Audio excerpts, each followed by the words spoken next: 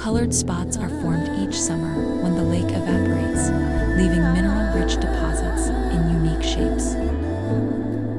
So the lake's look changes throughout the year.